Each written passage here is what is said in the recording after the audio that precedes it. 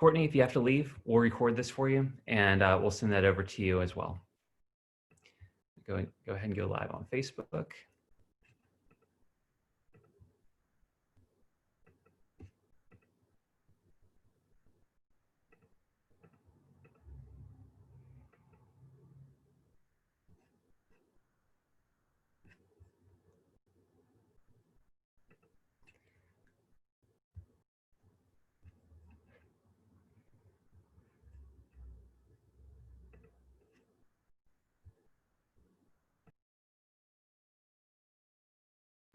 Great. So why don't we go ahead and get started? My name is Tyler Roberts. I am the co-founder of a marketing agency called Nomos Marketing.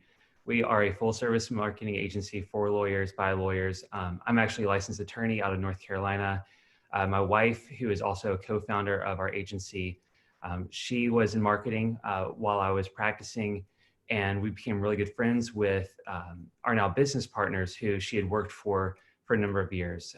They own another agency called Wondrous Agency out of San Diego. They employ 40 marketing professionals that service 200 businesses nationwide. What's really unique about our little business is that we're able to leverage their experience and their team to bring a full service execution and strategy to the legal space. I met Melissa through someone that we had done a webinar just like this through, and we've actually worked together on a couple projects. I've always really enjoyed listening to her podcast, watching her videos and learning from her. And so I think that this is going to be a really useful and beneficial session. I cannot wait to learn a little bit more about what you've been seeing, Melissa, and some of the conversations that you've been having. But before we dive in, could you just tell us a little bit about you and Velocity Work? Yeah, absolutely. I have a background in coaching and consulting. I've been in the coaching world since 2008, and then consulting. I got a lot of experience working for a consulting firm, and I was there for almost 5 years before I decided to step out and do something on my own. And the reason I did that was because, I was trained, some of the people on this call may know of Gino Wickman and EOS, or Dan Sullivan and Strategic Coach. A lot of law firm owners have looked to them for advice and guidance in terms of growth and sustainability. And I was trained under those methodologies, not by those organizations, but those principles I understand deeply. But what I noticed when I would go out and train teams on growth and strategic planning, there were holes in the curriculum, but I didn't work. Our firm was big enough that the changes were slow, and if they got to happen at all. And so it got frustrating. And I thought there's a better way. There's a way to take this material and help people actually be able to implement it more fully. And so I stepped out. Originally, I was just helping small business in general. And one of my clients, it was my favorite client, was an attorney. And I thought, it was time for me to kind of focus in and niche down. And so I've been working with law firm owners ever since. So going on 2 years now. My company is Velocity Work, velocitywork.com. And I love it. So I work with small and medium-sized law firm owners and partners for strategic planning and growth. Excellent. And so one thing that we want to talk about today, obviously, is strategic planning and growth during COVID-19, because this is obviously a pretty crazy, confusing time for a lot of people, especially law firm owners who, maybe their phones aren't ringing right now. Or I think one thing that we talked about is you set these goals for the first or second quarter of the year, and now it looks like you're probably not going to be able to make those. And so, I kind of just want to dive into what have you been talking to law firm owners about, in terms of how to use this time productively? Yeah. So I was hosting retreats at the turn of the quarter, which happened to be when all this craziness was really starting to hit home for people. At that point, everyone was shelter in place, at least most of the people I was working with. So it was okay, well now, we had these annual goals. We're done with quarter one, which is great, but what are we supposed to do? How do we adjust these things? So here's what I want to encourage people. And this is what I was working with when I was hosting those retreats. the goals, there may be some that need to be shifted, but you really want to be thoughtful. It's really easy to sort of panic or freak out when we're in the middle of all this and make some calls that don't necessarily need to be made. It's sort of hastily making decisions that you might be shooting yourself in the foot. So for example, there were some, like the closed cases, the number of closed cases that this firm had set a goal for the end of the year, that doesn't need to change, right? And so the firm that I was working with was contingency fee based firm. And so their revenue goals don't need to change. Now the cases coming in, right? The new cases coming in because the phone isn't ringing as much. So in that case, we do need to probably adjust some of those goals, but doesn't mean like throw your hands in the air. So which is what people want to do, where it's like, well, forget that goal altogether. Like I'm just going to focus on what I have control on. And when you tend to forget a goal, you stop looking at those numbers, and that's not healthy. So from an owner's perspective, you need to make sure that there are still goals, you can adjust them, but that way you're still having your finger on the pulse and you're not just throwing your hands up. There are still things you can do to go out and make sure that you are doing what you can to get that phone to ring and not just throw your hands up. And that requires creativity, maybe thinking about things that you haven't done before or thought about doing before. But that's what the beauty of what COVID is bringing to all this is we are all having to rethink how we are doing things. So that's kind of a start. I don't know. I'm happy to go down other rabbit holes or maybe answer the question in a different way if it's helpful. Oh, you're muted. I think a lot of people are thinking at this time, like, well, so I do have these year-end goals that I want to make. Yeah. What should I be doing right now to ensure that I preserve those goals, I preserve that growth? Yeah. And I think about our own business. We were talking before we joined this meeting that this is something that we've been wanting to do for a long time, and now we're getting hyper focused on reaching out to other legal professionals and supporting their businesses, and then having conversations that are going to help both of our client sets. Yeah. Okay. So yeah, good question. And sorry, I think I stopped short of the question you were asking. One thing in terms of like, how can you make sure you can still see your goals through is kind of what you're asking. There's two pieces to this. Number one is don't lose focus. Don't lose that edge, that discipline that you should have when you're going towards a goal.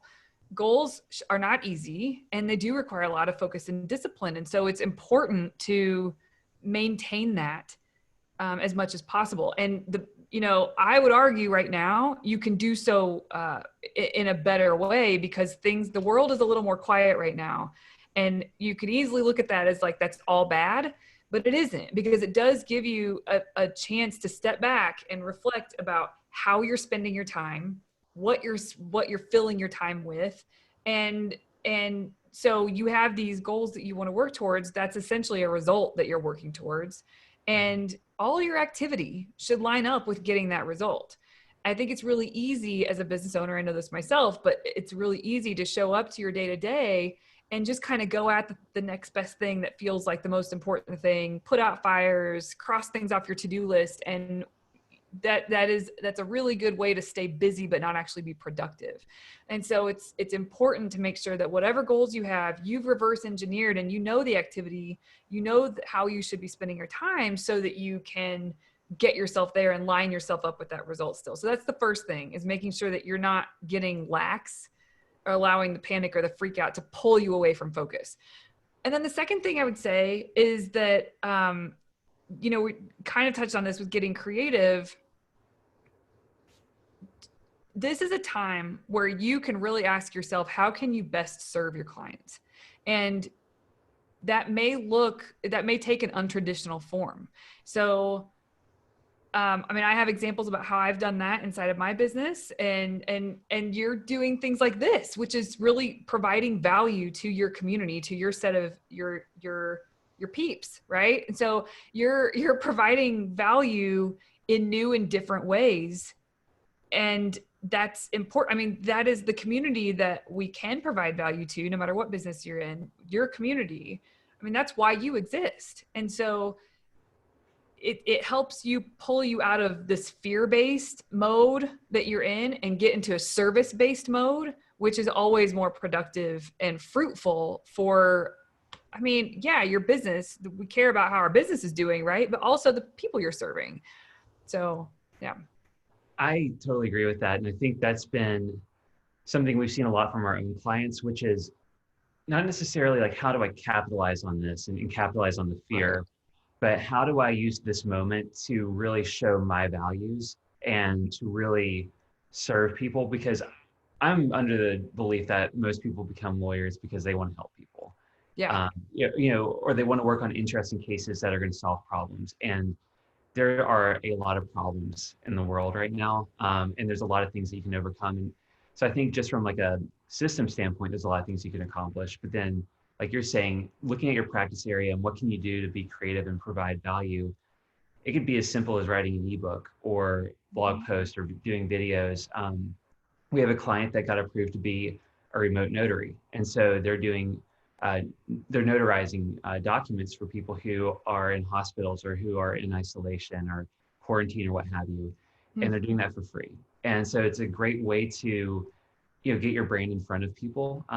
And you aren't doing it in a way that's necessarily capitalizing on the fear, but you're saying, here's how I'm going to help you during this time. Like, I hope that you or your family members will remember me, once we come out of this. Yeah. Oh, absolutely. I think, yeah, there's nothing wrong with that.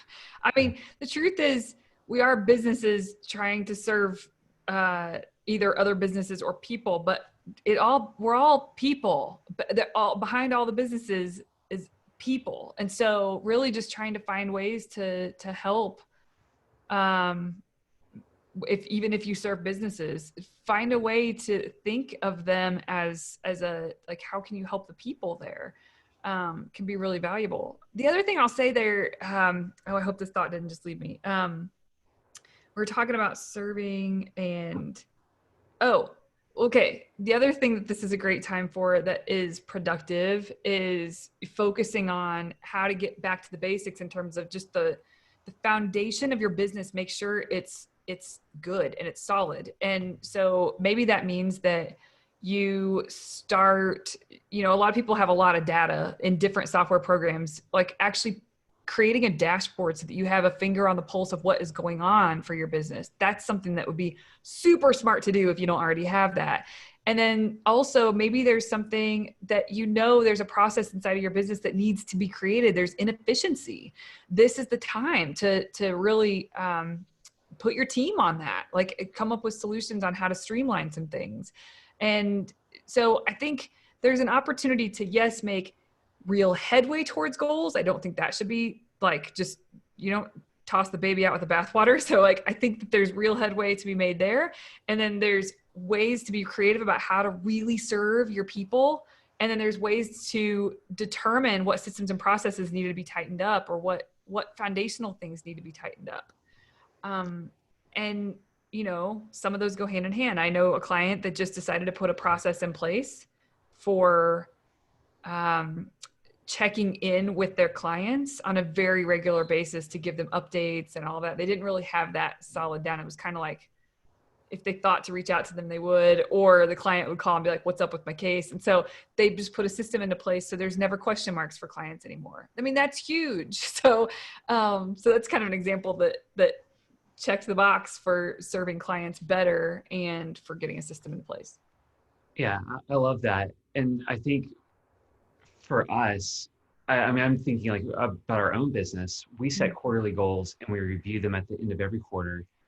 And we check the ones that we accomplished, and then we put a red X, across the ones that we didn't accomplish. Mm-hmm. And it's intimidating because you're in front of your business partners and people who are counting on you. And it kind of holds you accountable. And so one thing that I wanted to ask you about is like, how do you create a framework for accountability to make sure that you are tracking towards those goals? And like, if you do pivot and create some new goals, or you have some new tasks that you want to accomplish during COVID-19, like, what can you do to stay accountable during that time? Yeah. Well, when I work with someone, we work pretty closely. So before I work with anyone, I create a dashboard for them that's in Airtable, if people are familiar with Airtable. And it's robust. And we pipe in their data from I need at least a year's worth of data, but the further back they can go, the better. And so once everything is in there, in terms of accountability, I mean, I'm looking at their stats, they're looking at their stats. And then of course we meet quarterly on them. I also have monthly calls with them. And so that call is really to report on, like, are things done, not done, that you said that you were going to do at your quarterly meeting. So kind of a check-in on those. And then also there's goals. We should be making headway towards some of the goals we set. So if those numbers aren't changing in Airtable, there needs to be an answer for that. And it could be a totally, an answer that's totally acceptable, right? Like it doesn't mean that anybody's in trouble, but we need to report on these things. And so essentially the meetings I have with clients are data focused, and then we can take a step back and talk about lessons learned and about processes that would help those numbers and all of that. But I think being focused first on data and then having conversation and sort of troubleshooting and finding challenges and barriers and solutions, that to me is a great way. That's how I sort of enforce accountability with my clients. But I also think, if you're on your own and you have a team, like that's something, it's inefficient and it's ineffective to have conversations without data. So starting there can be a way to anchor the conversation to help with accountability. Okay. You mentioned team members, because I know that there's a lot of lawyers that you work with that have, fully staffed teams. And I'm assuming at this time, a lot of them are working from home and working remotely. So what are some of the conversations that you're having around like remote work, and managing teams during this time? So one of the things I'm like seriously focused on right now is helping attorneys understand the difference between creating results, I'm talking like day-to-day, just operations, creating results versus being focused on activity. And, if someone people want to show me what they've done, like on a to-do list, I don't want to see their to-do list. I want to see their results list. And so I think that there is room for, and I'm getting there with teams, there's room for owners to be more focused on how to be results creators inside of their firm and not just busy and activity crushing, right? And so if you can make sure that the activity that you are doing day to day is lined up with a specific result that you're shooting for, that's real productivity. And we can get in the weeds about like little things and hacks that'll help productivity, but that's it. That is just discipline around that. Now, if you are focused on results, then it's easy to hold your team accountable for you, like letting them know you want to know what results they're creating, not what they got done, like their task list. And that does take some work. And I usually tell people if your team is the kind of team that has been used to just crushing task lists, then this is going to be an adjustment. And so you could just start with one team member that you really, you can count on and say, hey, all these activities that you do, all your to-do lists, like what's the end product of, like, what are the end products that you create because of all this activity? And you can start to figure out what the results are that they should be focusing on. And maybe you just know it, but it's helpful to have them as a part of this to get buy-in from them. And so then the beauty of this is if you have a team that's focused on getting results, you may want to know what was going on behind the scenes, but you don't need to worry about how they're getting it done and all the tasks they're crossing off. You just need to know, like, what assets are they producing for the business, or what results are they creating for your clients or for your business. And if you know that, then you can take a little bit of a breath and you don't feel like you have to micromanage so much, because I think that's what I'm noticing is that owners want to micromanage, or, if you're a boss of any kind, you want to micromanage if you don't understand and it's not clear to you the results that they're producing. If you are clear on the results they're producing and you can see that, then you don't feel like you have to hunch over them so much. So especially working from home, it's worth a conversation about, like, we've all got activity to do. We all have to-dos.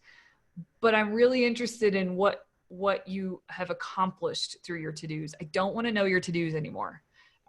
So I don't know if that's helpful, but it can be a guide for conversation. I think it's definitely helpful. And I think especially for lawyers, sometimes it's so easy to get caught up. And I'm talking about like lawyers presenting information to their own clients, Yeah. where clients are calling their office nonstop, and they're essentially micromanaging, their attorneys, focusing on the results and showing how, the task list that you have is producing those results. Like, I feel like that's even a great conversation to have as well, in terms of, how do we not only provide value, but show value to Yeah. clients. That way they're happy when Yeah. they leave the office. Oh, absolutely. I was just having a conversation earlier today, and he was talking about how important it is, because I don't think so much in the business for attorneys. I'm more on the business kind of conversations is what I'm usually having with them. But he was giving an example this morning of, in the business, if I'm results focused in the business, then I'm lining up my time really well and my activity really well with like this result I need to get. And I'm trying to think of the example he gave. I can't think of the example he gave, but it was like, deadlines and in terms of the legal matters and working for his clients. I don't remember the results he gave, but you can use this. My point is, you can focus on, the more you focus on results versus just what's got to be done today, like, because that's what's on your list or that's what's most pressing, is a smarter way to go all the way around, no matter who you are, what line of work you're in, any of it. Yeah, I totally agree with that. So, I mean, do you know how attorneys are communicating with their team members? Is it typically through email? Do they have like a chat feature that they use? What have Yeah. you seen work?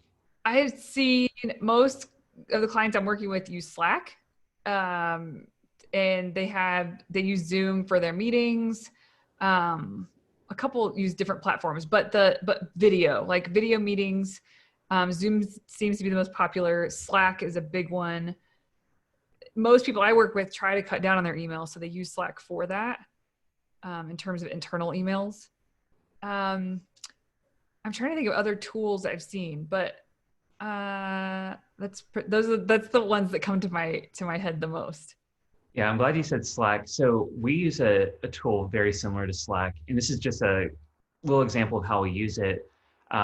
We've been doing something that we call heartbeats at the end of each day, and it's kind of like every team member just checks in like what happened today, and it's like, this client called in and had a question about this. This is how we resolved it, and it's not necessarily everything that they've done, but it's like kind of big picture things of like client management, project management, like making sure things are pushed forward. Yeah. And then like even just checking in, like, we're like 75% of the way there on this particular task. Yeah. And like that's been a great way where, the managers aren't checking in individually, but it's just everyone's expectation end of the day. Here's what we've done, and this is where things currently stand. So people can kind of like quickly scroll through there and see where things are. Yeah, that's great. Oh, I'll mention another one. There's a bunch of them out there, but like a project management software.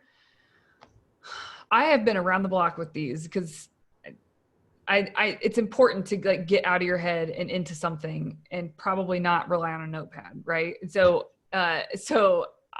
But the first one that I have loved, I can't believe how much I love it, is ClickUp. I don't know if you've used it or heard of it. I was on Asana for a while. I've used Trello, but ClickUp is way more intuitive, and it's a place for me to have folders, which basically represent projects or a client, right? And then tasks and subtasks and checklists. But let me say, here's the reason why it's so important. And I know you use a timer when you work. We were talking about that earlier. It has a function where you can actually list the estimated time it's going to take to complete that task. And that is, we're talking about like you can get in the weeds with hacks or like productivity tips. If you do not time or you don't have a grasp on the amount of time it takes to complete something, or that you're going to give yourself to work on something, then it's really hard to plan your day and plan your week and plan your month and plan your quarter if you don't really know how long stuff's going to take. And so this is the first software that I've seen that has where you can just enter next to the task the time estimated, and it adds up all your time based on, like, if you have everything's due on the 24th of April of this list, it'll add up all that time and say, well, this is the amount of work that is required based on what you have listed here. That's a big deal if you are someone who's really on your like, you follow and abide by your calendar and you are a productive person. That is a huge help. So anyway, I thought I'd share that too. It's it doesn't fix everything. It's not a fix all, but it helps with discipline and helps with keep you on track. Cool. Yeah, I love that. We use Monday.com. Yeah. I'll have to check ClickUp. That sounds really neat. Yeah, Monday is great. I know a team that uses Monday and they love it. Yeah. They have a timing feature as well where you can hit like start time and then go back in and stop the time. So obviously for attorneys, it's not necessarily like a replacement for billing, but it's a great way, like you're saying, for like checking in like on projects to see how long it's going to take to finish. Yeah, totally. So I did want to ask you along those lines, like when it comes to day-to-day operations, do you have any suggestions to keep attorneys focused?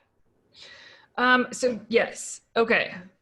Day to day, first of all, which this probably isn't what everybody wants to hear, because everybody usually wants to hear like small things that they can do. And I have those, but the truth is you can implement all the small things like setting a timer, for example, which, and so I can go into those, but I just want to be clear. If you haven't reverse engineered from the result you're working towards, like a goal specifically or project completion, and worked backwards to figure out how long, like if you have a quarter to finish something, then you need to map out, like really map out, just create an outline on a piece of paper. It can be chicken scratch. What needs to be done, all the things that need to be done. And then you go and you put them in your calendar so that when you just show up for your calendar, right? Sometimes things are going to get thrown off. So this isn't it's never going to be perfect, but you will make way more headway if you already have it in there. I mean, the idea is that you can throw away your to-do list if you have it in your calendar and you've mapped it out. So then that's important to say, because so with the little things to help you stay on track for your calendar and what you calendared, those are number one, set a timer when you are supposed to start and when you're supposed to move on to the next thing. So if you have a meeting from 9 to 10 on your calendar, and then from 10 to 10:30, you have a window. And so you gave yourself like to write a piece of content, for example, then 10:30 to 11, maybe there is some emails that you need specifically that you need to send out. So once you're done with your call at 10 o'clock, you set a timer until 10:30. And that way it allows you to totally sink into the task. And people don't do this enough. Like, it sounds like a great idea and people don't do it, but then they always have to watch the clock so they can't fully sink in. And I don't know if you've read the book Deep Work by Cal Newport. It's a great book, but he talks about the cost. I can't remember what term he uses, but there's a cost that is larger than you would think that when you pull out of a task and then go back in and then pull out and go back in, whatever that liminal space is there, it's on average, how much time that wastes for a person in a day is way more than you would think. And if you just set a timer and you zone in and you get your stuff done, then when the timer is up, then you go to the next task, right? So there's a lot of value in setting timers, whether you use something on your computer, you can use your phone, but you showed me your timer. Do you want to show everybody? Yeah. Oh, you're muted.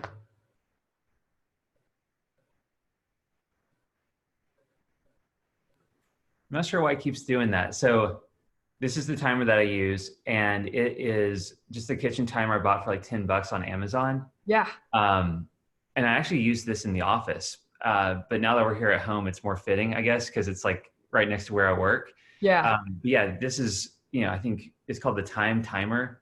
and it's got this cool like red. Oh, that's cool. I mean, it's not high tech at all, but you can set the time. And what's great is like I can just glance at it and get a good visual of like how much Oh, time I I've like left. that. Yeah. Um, and it's like just very simple to glance at. I will say I'm probably the worst at like getting this down to 0 and then saying, oh, 10 more minutes, and Yeah, like totally. I'm pretty bad at like pushing that. But when it comes to doing things like deep work, like you're saying, like if I'm doing web design work, that's something I could lose myself in for like 24 hours straight. Totally. And that's not, as a business owner, that's not what I need to be doing. I think a lot of attorneys, when it comes to things outside of billing, there's a lot of things you can go down that rabbit hole, and you could spend hours like working on Zapier connections, or Yeah. doing things that are just not worth your time. Yeah. And so, yeah, I love It keeps you the timer focused. tip. I think it's something that's so simple and elegant, and not enough people use that. It's something that should be so common, but I think that we just get so wrapped up in all the different types of technology that we can use and all the different productivity hacks that really, Yeah. when it comes down to it, it's like if we can figure out how much time it's going to take, and we just give ourselves that time, Yeah. then we'll be able to find the ability to accomplish all of those tasks. Yeah. 100%.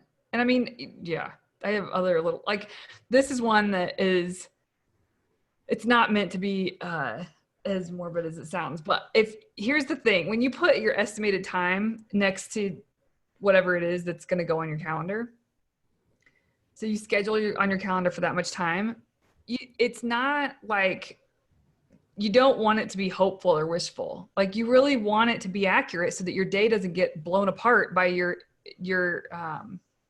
inaccurate estimations, right? And so I always ask clients, sometimes I ask this question a few times, like if they're like, I don't know what step is next, or so if there's confusion involved, if there's procrastination, if there's any of that. But then also with keeping time with your tasks is, if someone had a gun to your head, could you get this done? And the answer is like, well, yeah. I'm like, okay, go, like, do that. Because I think, and the reason, I had someone recently say that actually puts like these negative images in my head. So I add to it, someone has a gun to my head, but I'm a superhero. I'm like, yeah, sure. I mean, I guess that's what I feel like I kick into superhero mode if I really think like, no, I've got to if I had to get this done, could I get this done? Yes. And I think we don't take ourselves seriously enough, our work seriously enough. And, that may sound like, that existence may sound grueling, but the truth is, the faster you get your stuff done, the more momentum you get, or the more success that you'll reach more quickly, and or the more time off you can have, because you're not sitting at your desk kind of going at the pace you could be going, right? Yeah. So I think using a tool like that can be playful and fun, but it sort of shoves you into, it cuts all the crap out. It just cuts it out and you just get going. Yeah. I mean, this is such a good conversation for me personally, because I am like the king of like, wait till it gets like down to the wire, and like, I'm going to just like knock this thing out really quick. But then I'm Yeah, like, oh, well, and I'm also kind of a perfectionist. I'm like, I need a little bit more time to figure this out. totally. This works really well for perfectionists. Yeah. Yeah. And so the one book that I read was called Getting Things Done. It's like a very short book with, Yes. David with Allen. some systems in the back, and that changed my workflow completely. That's when I bought that little timer, and I mean, I still pull that out and I keep it like somewhere where I can grab it and reference it, because there are times where I'm sitting around and an hour passes by and I look back, I'm like, I was busy, but what did I accomplish during this time? Totally. And COVID-19, like being at home and like not being on the road or like being in the office, is like, it's really presenting a lot of challenges, and it's really forcing us to adopt some new habits and behaviors. Yeah. Yes. 100%. I think it's the silver lining in this. I do. I mean, I wouldn't have wished this on the world, and no one really wants what's going on. There's a lot of sadness and a lot of darkness with this time, but this time is going to pass, and we get to choose how we come out of it on the other side. We can, And that's what I think, if you don't know specifically what results you want to work towards, and so you don't know how to reverse engineer because you're not sure exactly what you're like a big result to work towards, just think about how you want to come out of this phase. Like what do you want to be able to ask yourself about how you come out of this phase? And I did a podcast episode on, you can come out of this phase stronger or weak, and you get to decide that. The world doesn't decide it for you. So what does that look like for you? What would that look like if you came out stronger and you taking control where you do have control in your life and in your work? What does that look like? And what results do you want to create in this space? And then you can work backwards and figure out how you do need to line up your time then. Because like you're saying, it's almost like we've been shoved into this existence that we're not used to. It's not ideal, but it's shining a light on a lot of things that we probably need to reevaluate: how we work, how efficient we are, trimming the fat from our lives, really. So yeah. Yeah, I think that's the only silver lining, right? Is that we have control over how we respond to this, and then also, how we approach every day. I think there's so much I can't control. I can't make my clients' phones ring. Like we can do everything in our power to make that happen. But at the end of the day, there's so many circumstances that are just, they're slowing the economy for everyone. And I think to your point, it's like, what can you find that's a key aspect of your business, or something that is going to help you? And how do you focus on that? And how do you use this time productively? How do you coach your team to do the same thing? Yeah. Right? How do you turn your clients into raving fans? Yeah. Yeah. And now's a great time too, because, and this is the kind of like the doomsday scenario that I've been talking about with people. It's like, well, if every one of your clients were to leave tomorrow, talking to lawyers, would your law firm go out of business, in the sense that, you're going to have to file for bankruptcy, or you're going to have to close the doors forever? What's great about a lot of the law firms that we work with is that they are small, they are nimble, and they can conduct a lot of their business through their laptops and their cell phones. Yeah. And this is a great time where, if you were to say, hypothetically, we've lost everything, we're starting from scratch again, what would you do differently? And how can you use this time to build that? Yeah. Whether it's brand building or community outreach or systems and processes.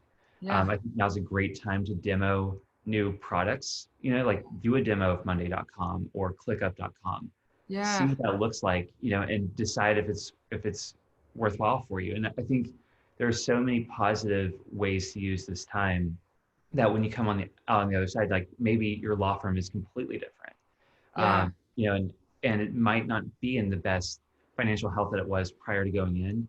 And I'm not saying like everything's going to be fine, but I think that you can look back and say, well, we've adopted some amazing systems. We spent this time doing brand development. We spent this time doing community outreach and serving people. And now we're a stronger company because of it. Yeah. And once the demand comes back, you're there and you're ready to take it on. Yes. Yes. Yes to everything you just said. Yes. Yeah.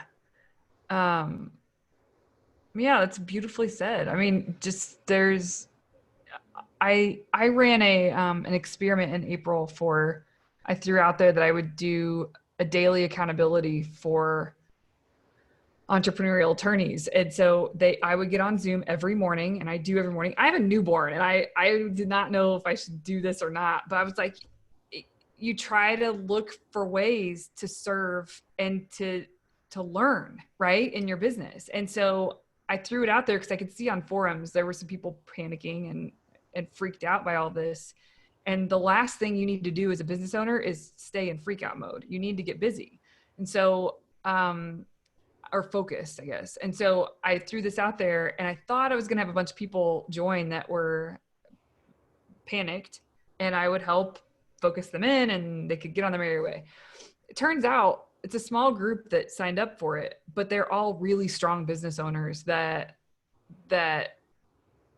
just wanted to optimize. They weren't the ones freaking out. The ones that freaking out didn't take I extended a hand and they didn't take it. And I was like, oh my gosh, that's so telling of what is going on inside of them and what they're willing, or what, like they're just not they're not taking the opportunity to focus like they could, even when someone says, hey, let's do this, that it's interesting. And so I really think that what's going to set you apart from competitors, quote unquote, but just community, what's going to set you apart is your ability to hone in and have some discipline.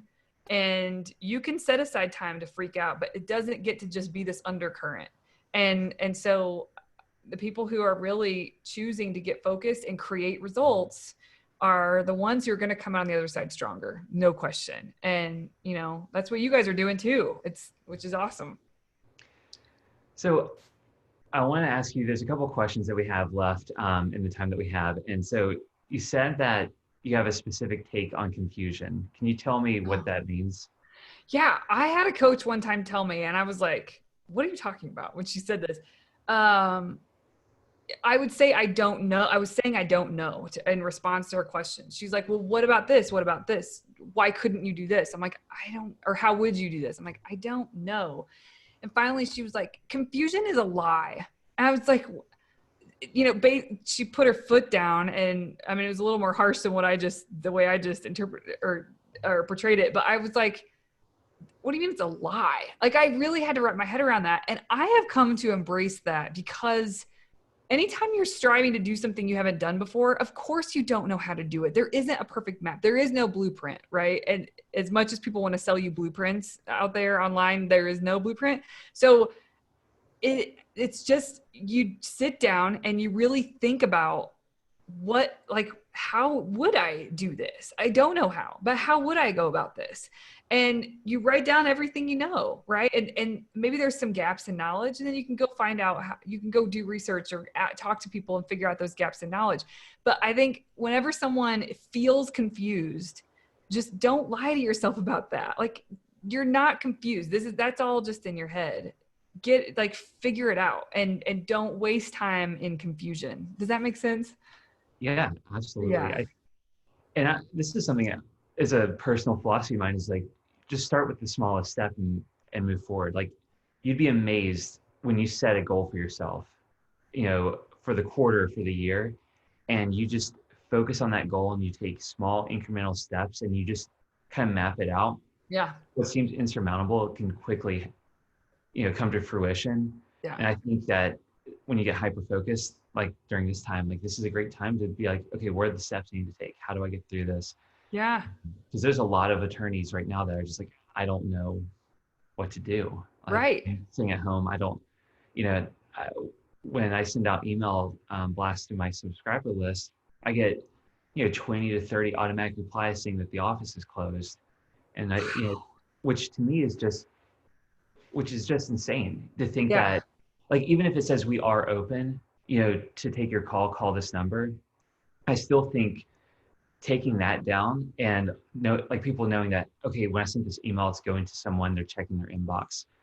You know, lawyers have such a powerful way to serve people without ever having to be in the same room as them. Yeah. Wow. That is surprising. Yeah, you're right. That's just it's like throwing your hands up, you know? Yeah. And I think everyone's got a way to overcome this. And I mean, if I can just say, just to come full circle, you know, when people don't know it's confusion is a lie, and we're talking about confusion, and people say, I don't know what to do. I mean, that could be a really good place to start. If you are really in that boat where you don't know what to do, just decide, when this phase is over, what do you want to have created? Like, how do you want to come out stronger, right? So if you do want to come out stronger, what does that look like? What needs to be done in order for that to happen? And then work backwards to figure out, like, if it's a certain process that needs to be put into place, write out all of the steps that it would take to get that done. And then that's the activity. Your activity needs to line up with that result, period. No dilly-dallying, just like put it into motion. And I think that's when when she was saying confusion is a lie, that is because it is just something we allow ourselves to spin in confusion, when really it's just as simple as working backwards to figure out what result we want to get. Show up for that, like line up your activity with that. Your calendar should reflect that. And then you can start taking steps, like you can get to work, right? That's the thing. I mean, when you get to work, there's not room for confusion. So, yeah. So along those lines, can you tell everyone about the masterclass for being a results-driven attorney that you Yeah. have coming up? I'm going to drop the link in here. Oh, cool. Yeah. So, this idea around being a results creator and not just an activity focused person, is important. And so I'm hell bent on getting owner attorneys to really wake up to this and figure out how to actually operate that way. It's one thing if it's just something that's great to know in your mind, but are you actually doing it? Are you executing on those ideas? And then are you helping your team get on board with that too, so that they can be results creators inside of your firm? Your firm will experience so much more momentum if you're focused on what results you're creating instead of just crushing a task list. So I'm doing a masterclass. I'm working on the content now. It'll be in May. It'll either be the third or fourth Tuesday, I think. Anyway, we're working out the details. But right now, if you go to velocitywork.com/results, there's a place where you can just enter your name and email if you're interested for when that opens up for registration. It's a free class. I am going to try to develop something like this daily accountability. The people who have taken part in that love it. And they are moving faster than they've ever moved towards the results they want to create. And it's been a really good learning process for me, like what actually is helpful for them and what's not. And it's been huge for them. And so they want to keep doing it. And so I need to try to figure out a way that we can do something like that. And so if you come to the class, you'll hear about that, like whatever is next. And if you want to take that to the next level and get some accountability, but even if you don't, the class is free and it's going to be awesome. I'm putting my heart and soul into it. I just want people to be able to walk away from that with actionable things that they can do, and they can start to change how they're showing up to work. And so, yeah, I would love it if people signed up for that. The more engagement, the more fun it is to do something like that. So, Yeah, we'll definitely be sure to share it. Honestly, I probably need that too. So, cool. Come on in. um, Yeah. yeah, no, we'll definitely share that. And I think, like you said, actionable steps, actionable things that you can do. I think there's so much content that people can be digesting right now, and there's so much out there that it can be very overwhelming. And so, getting back to basics in terms of goal setting and accountability, and like how do you leverage this time, is like that to me is just such a clear path forward for a lot of attorneys that are just trying to find a way to use this time to their benefit. Yeah, absolutely. And I talk about a lot of this stuff on my podcast too. I would love it if people wanted to tune into that. I focus a lot on, I believe that, and this is a quote that I didn't come up with. A woman named Chris Plackey said it. The best way to grow a business is to grow the person who's running it. And that is at its core, that is absolutely how I operate with my clients. They need to continue to grow. And so that's what my podcast is about. There is some nuts and bolts in there too, but that's what I'm focused on, is how can you continue to develop yourself so that your business can expand and grow and get to the point you want it to get to. I love that. Yeah, that's great. So was there anything that we didn't touch on, or is there anything that has been on your mind, even if it's just like how you're personally staying sane at home with, with an infant, and working? I mean, no, we're all just kind of figuring it out, right?